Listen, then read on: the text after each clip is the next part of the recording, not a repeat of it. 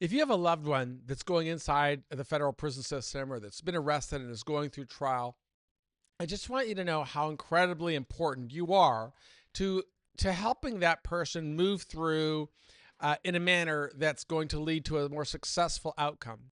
When people lose hope, they make a lot of really bad decisions. When they have hope, they start sowing seeds for a better life. I was an experienced of making a series of both bad decisions and good decisions, but I will absolutely say it was the support I received from the people I love and the people who loved me that really made an enormous difference. So never underestimate the importance that you have in supporting somebody that you love who is incarcerated.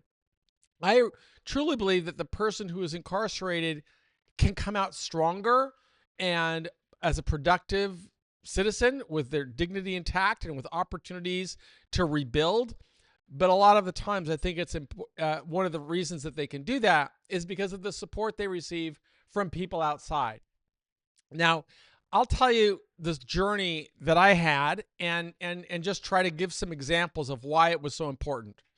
When I was first arrested, I was very young. I made bad decisions when I was 20, and those bad decisions led to me getting arrested when I was 23. I sold cocaine. I was facing a sentence of life in prison, and I'd never been incarcerated before. And I'll always remember that first day of getting arrested when DEA agents took me into custody, and I was held in custody for 9,500 days. But when you're in that environment and you're really alone, because I was locked in solitary confinement, so I was really alone. You just don't know what's coming. When I had an opportunity to use the phone, I remember calling my parents, and I'd been lying to them for over a year about my activities, denying that I was doing something wrong when in fact I was trafficking in drugs. And I heard the crying and the tears from my mom and my dad.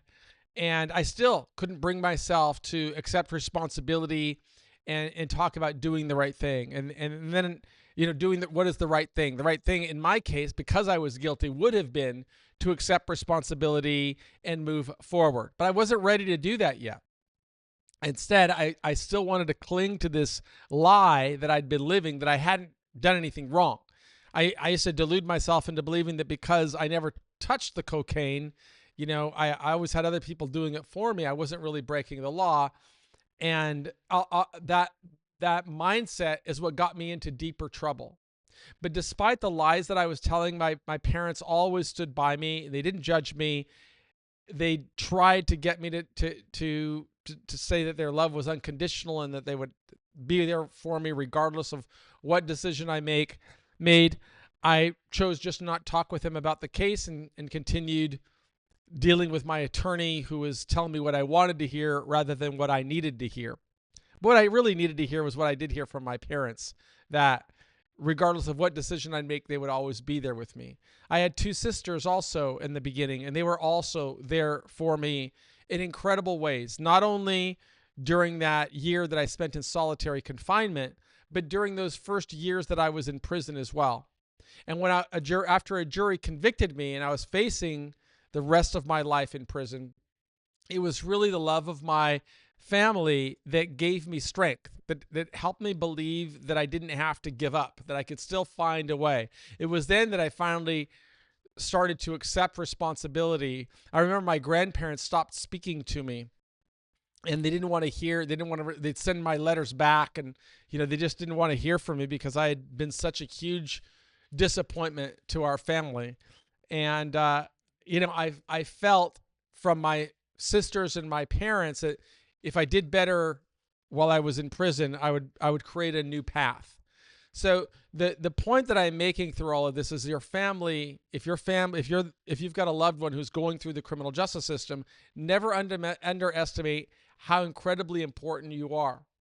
And it was that the love of my family that really helped me change my life. I wrote a lot about this on the website under the section that's called Founders page. If you look at the influences of my life, you'll see that it was my family and the Bible that really helped me started to change the way that I think. And then it was a series of philosophers. And then once I started to build my path, I felt as though I was actually living more productively in prison than I'd ever lived before. It's what led to me getting an undergraduate degree, a master's degree, becoming a published author, and even finding the love of my life during my 15th or 16th year of imprisonment. Carol and I got married inside of a prison visiting room, and she really devoted her entire life to being with me. And I always felt this need to try and prove worthy of the love that I received from my family, from Carol, from all of the mentors who believed in me. And that's why I will say I became successful on the other side of prison because people believed in me while I was in prison. And I don't try to say that it's easy for a family member who has a loved one in prison, but I will say you're incredibly important to the outcome of that person's life.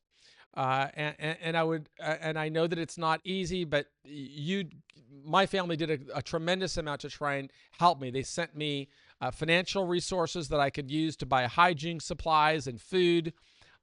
They allowed me, the resources that I received helped me go to school. They sent me books.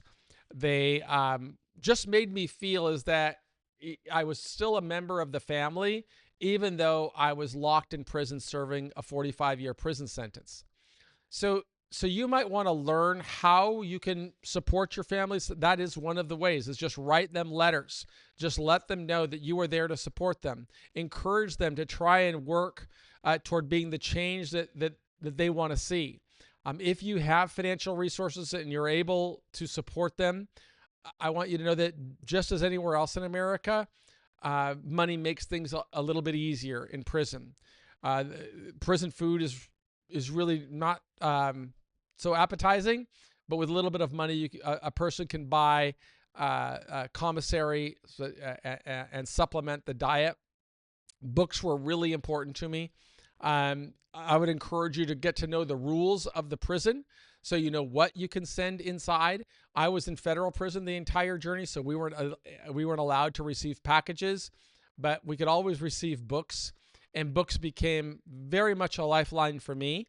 If you are outside and you want to help your loved one build a pathway that will open more opportunities for them to succeed upon release, I would really encourage you to use the free resources that we make available at prisonprofessors.org. You'll see that there's a section there to provide scholarships to your loved one. If you don't have money to send your loved one books, we will do so at our own expense, provided we have the budget. We send thousands of books into jails and prisons every year. But you could also help, if you have access to the internet, by becoming a profile partner for your loved one and encouraging him or her to memorialize and document all of the steps that they are taking while they're incarcerated to prepare for a life of meaning and relevance and success on the other side of the journey. You could just visit prisonprofessors.org, and there's a big blue button or purplish button on the top right corner of the page. If you're looking at the page, it says profiles. Click on profiles, and you could build a profile and write your loved one's biography, journal entries, book reports, release plans. You could encourage him to build endorsements or testimonials that people can post on his page, and he should be able to use that as a advocacy tool, just as I did, so that jobs will be awaiting for him on the other side. If you have financial resources, we would encourage you to purchase the books from our website through Amazon because that goes to support our nonprofit. I don't take a penny of that money. All of it goes back into the nonprofit. But if you don't have the money, we will do our best to support your loved one and send books to them. So just fill out a scholarship report, and you can get all that information right on prisonprofessors.org. I would encourage you to do everything possible to help your loved one maintain morale and build a hope by communicating either through email, if they have the core link system in federal prison, or regular mail. If you have the resources to go visit them, I will just say that is something I always looked forward to in prison. First from my family, my parents and my sisters. Later, when Carol came into my life, she moved 23 times just so that she could come and visit me every time the visiting room allowed visiting. And it really helped me in incredible ways. It didn't only make me feel like a man by being a husband and working to try and help Carol navigate the world and do what I could to support her while she was supporting me, but it really seemed to shorten my time in prison.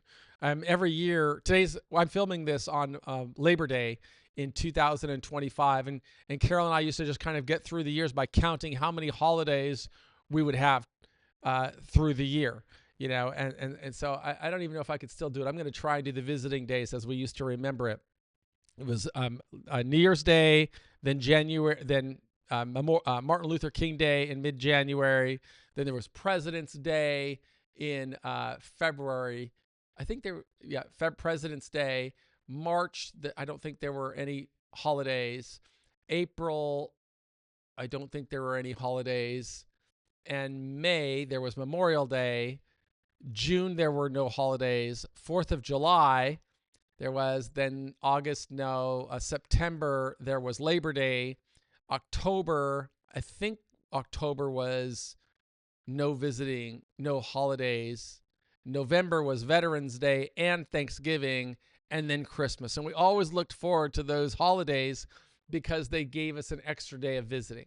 And I lived for those days between visits. And I was really blessed because I got to visit every weekend with my wife, and it really helped me get through the last decade of my journey. So if you do have the ability to visit, I would encourage you to do so. I would also ask that you try and be as strong as you possibly can, because one of the greatest stress for people in prison is we're worried about the people that we love outside.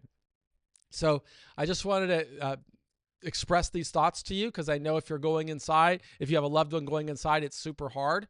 But you play a big role in helping that person come back strong with their dignity intact and with opportunities to prosper.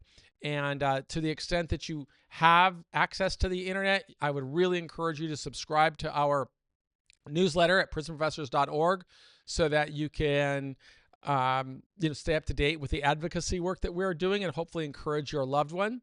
If you use social media, please follow us on social and share these stories with others. We're really working hard to try and build more pathways for people to earn freedom.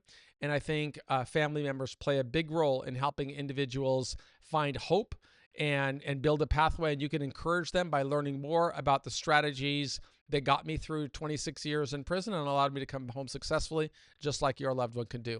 I am Michael Santos, the founder of Prison Professors, and I believe in you.